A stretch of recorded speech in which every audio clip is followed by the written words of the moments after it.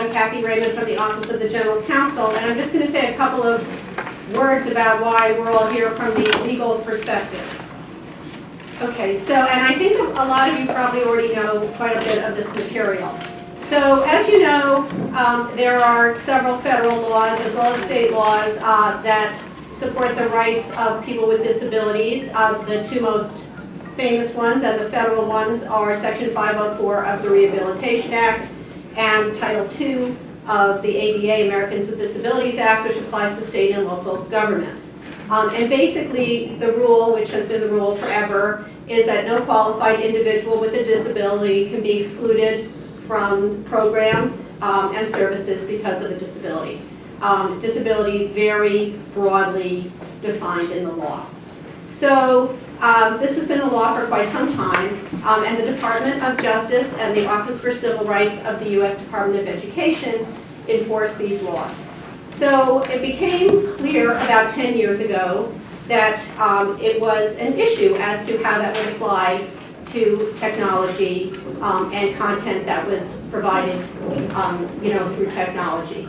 And starting in the late aughts, in 2009, the Department of Justice put out a publication, and they made it very clear that entities such as CUNY, which are subject to these rules, had to ensure that their communications were accessible to all people, including those with disabilities, and that they were equally effective. So I'm going to mention that a real seminal decision, as settlement agreement as well as a letter from the Department of Justice, and you might know this relates to the Kindle in 2010, and this is kind of the law we're under. There was a case brought because a bunch of universities were using the Kindle as a pilot project. The Kindle was not fully accessible to students with disabilities, and it was the opinion of the Department of Justice that that was illegal, unless there was some alternative to what the Kindle provided that allowed the people to acquire the same information, engage in the same interactions, and enjoy the same services as people who had no disabilities, with substantially the same ease of use. Well, there was no such thing as that, and so the Kindle, these colleges were not permitted to use the Kindle with the non-disabled people. That's our standard that we're still using, okay, for technology.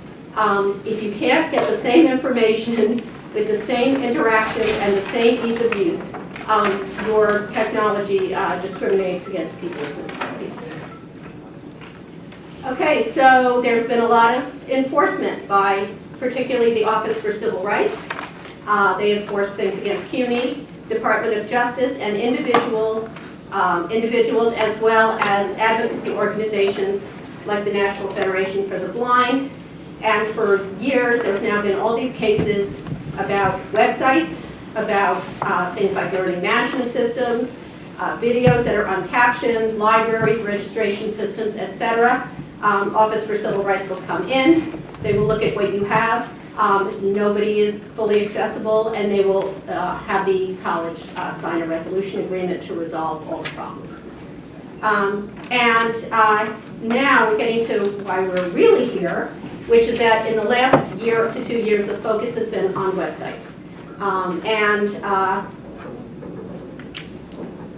going to mention, I can barely read this, I'm going to mention that you might have read about the edX case. The edX case was that a bunch of courses were put on the internet.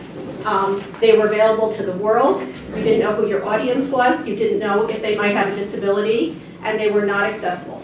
The software was not accessible, and as a result of that, edX had to enter into a settlement agreement with the Department of Justice to make it accessible within a short period of time.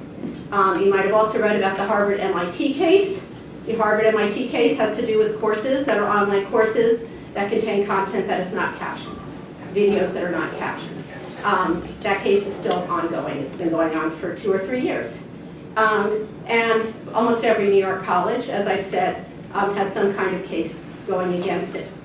So now I'm getting to the real meat of why we're here, which is, I don't know, you may have read that there was a woman who has now filed 1,800 at least complaints against different colleges saying their websites are not accessible.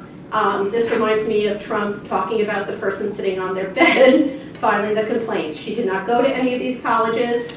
She went on her website. She's an advocate. She looked at their websites. She found pages that were inaccessible. She told OCR about them, and OCR contacted all the colleges, including CUNY, and told them they had to get their act together and fix their websites through this process called resolution agreement, where you have to fix the problems and fix future problems. Again, so here we are at CUNY. So we got one of those 1,800 complaints. We got like 23 of them for our colleges and the central office, which they call the CUNY system. And we have resolution agreements with them. And to the extent colleges do not have resolution agreements, it's because they've managed to fix their websites. There's a lot of requirements. One of the requirements under the CUNY system resolution agreement is to train our key content developers. That is you guys.